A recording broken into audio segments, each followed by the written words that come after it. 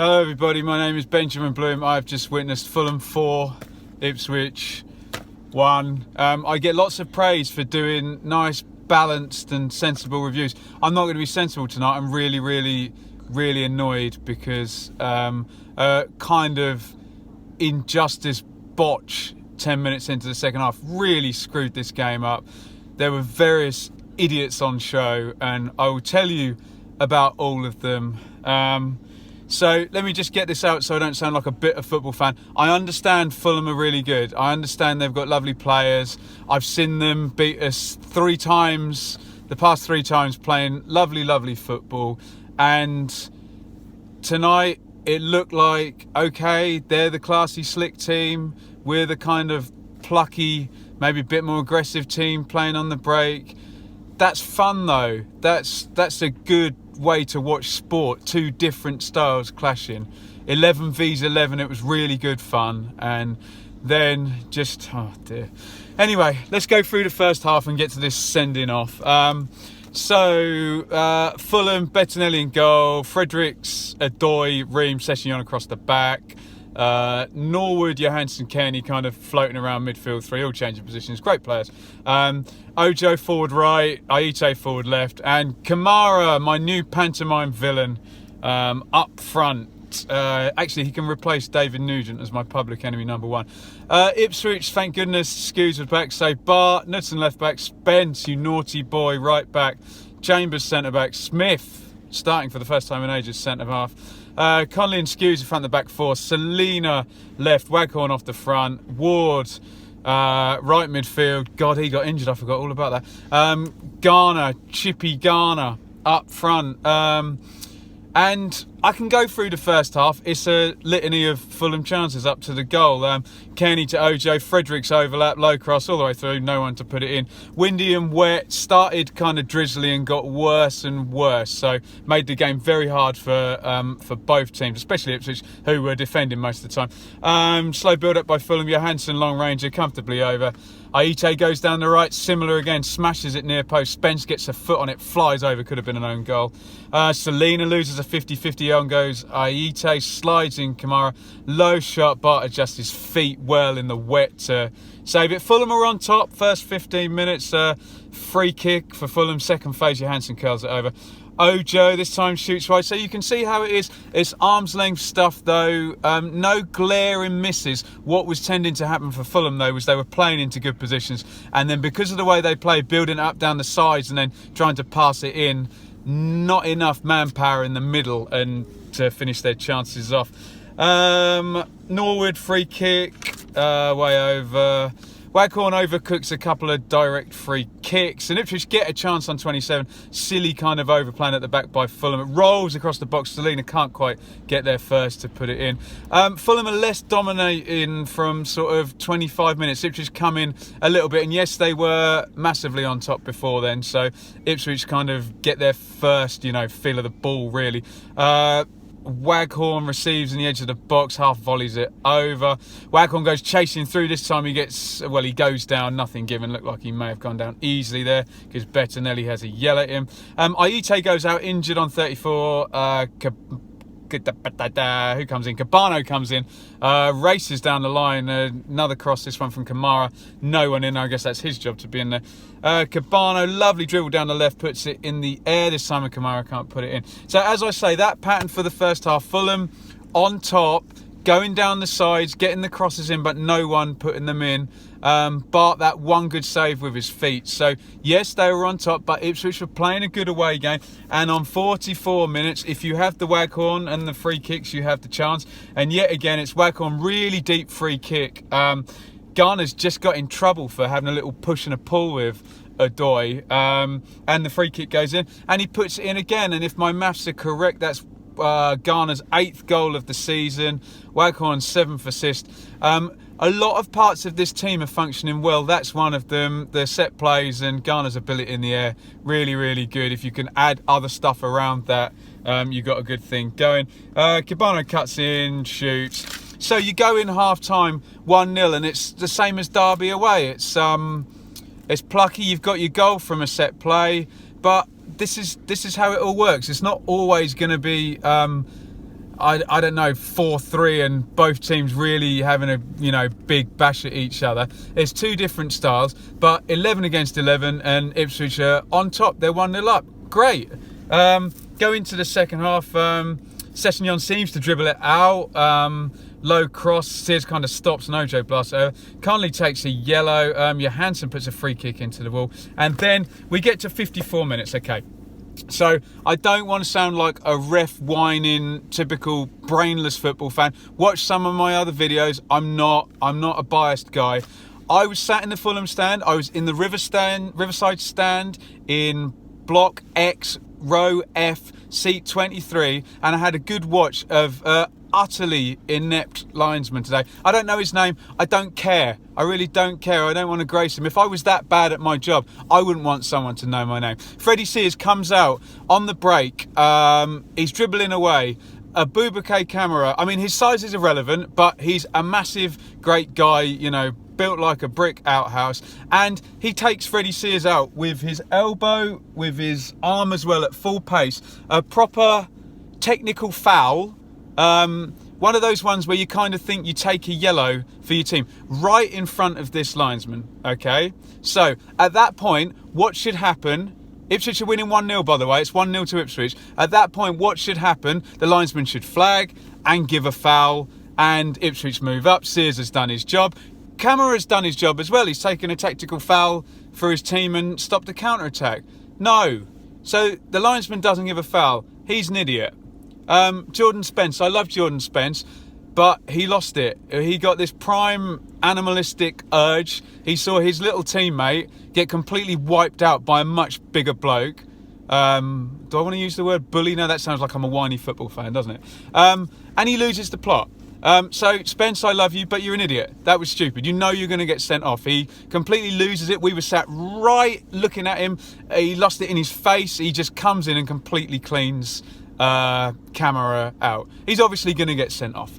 The thing that's annoying me is the way the officials managed that situation, because okay, Spence was stupid to do what he did, and I like Spence. I think he's probably one of him and Skews are probably our smartest players, but he shouldn't have been put in that position. The linesman flags, you give the foul on Sears, everybody moves on. It's just really, really, really annoying. I'm sat in the Fulham fans, and you see a lot of one-eyed Fulham fans not notice. Fortunately, there was a guy sat next to me who did understand that they got away with one there. So Spence gets red carded. It all works out in Fulham's favour. And this interesting duel between a very good footballing team trying to break down a very stubborn Mick McCarthy team, well, that's that done, isn't it? It's 10 against 11. And if Ipswich could have hung in there, any chance really that they had gone then.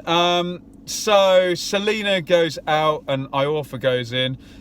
Ream gets a yellow card for the very next Fulham tackle on Garner. Does the ref feel guilty about something? I don't know.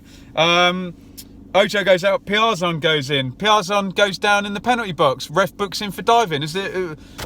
Why are the decisions all going Ipswich's way now? Is there thou doth protest too much, ref? I don't know. I sound like a whingy football twat, but this really pissed me off. So Fulham get the equaliser on 69. Goes down the left. Cabano at the back post. He should put it in himself. He kind of miskicks it. Bounces up in the air. Sessegnon's come in. They can flood the box now. They know Ipswich have no counter-attacking threat. And Sessegnon nods it in.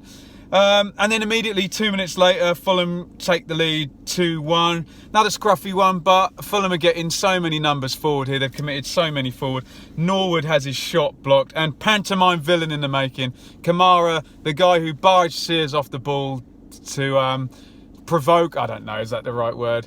Spence, he puts the goal in for 2-1. So Fulham have the lead. The game's swung now. Ipswich 10 against 11. A good Fulham team, good passing team who are going to kill you now, aren't they?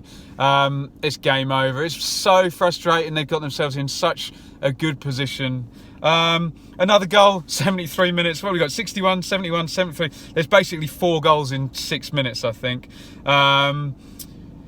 This is actually brilliant. So Kearney gets the ball and he shifts it, sidesteps one, lovely little movement to take on another, chips it across the box, and Sessegnon puts it in. So 2 goals for him. Fair play, Kearney. That was superb. But come on, you're showboating now. 3-1 against 10 men. Oh, I'm not bitter, am I? Not much. And then 4-1, massive deflection just to rub insult into injury. Kamara comes in from the right hand, so from the left, hits it with his right foot. It's going one way, Bart gets wrong foot. I think he deflects off. Smith flies in the corner, so there you go. The last 10 minutes, Fulham see it out. Connolly out, so Luke Hine plays his first game in forever. Good to see him back. Sessegnon goes out, Suarez goes in.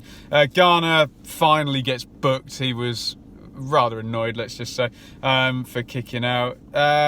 Little bit of justice. Camara doesn't get his hat-trick in the end, completely fluffs his left footer. 94th minute, Waghorn with a naughty late tackle. He takes yellow. Cabano does jump up and kind of dive in with both his arms. He doesn't get sent off. I would have thought if that had been closer to the Spence incident, I think Cabano would have been sent off for equivalent thing, but it's done now. It's 4-1. Ref just wants to kind of get out of there alive, I guess, doesn't he? Chambers, the Ipswich captain, obviously frustrated, throws the ball down at the end and he takes a yellow. So everybody lost it after 54 minutes. The linesman especially made some horrible calls after then. I'm an Ipswich fan. He made a ridiculous offside call in Ipswich's favour, just so I'm saying. There was one that went, a hilarious one where I think Garner made a foul, then the ball drifts out. He didn't give the foul, so if he didn't give the foul, it should have been an Ipswich throw. He gives a Fulham throw. He was all at sea after that. He knew he'd messed it up. The ref I don't blame so much because he consulted and, linesman obviously he took the information and gave the decision accordingly. Spence is not immune from blame. I kind of a little bit understand him diving in to defend the honour of his teammate, but you're going to get red card if you're going to do that. But he shouldn't have been put in that situation. You need to protect guys dribbling the ball away and getting fouled. And yes, look, I've seen Fulham brilliantly dispatch Ipswich 2-0 last Boxing Day. I've seen them.